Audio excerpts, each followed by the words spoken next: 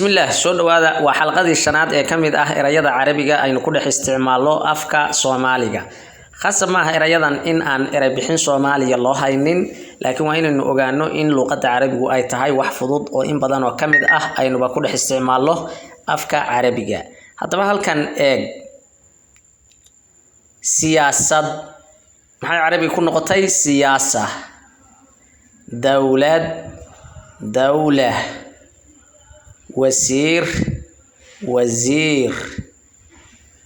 وزارة وزارة حكومة حكومة اعتراف اعتراف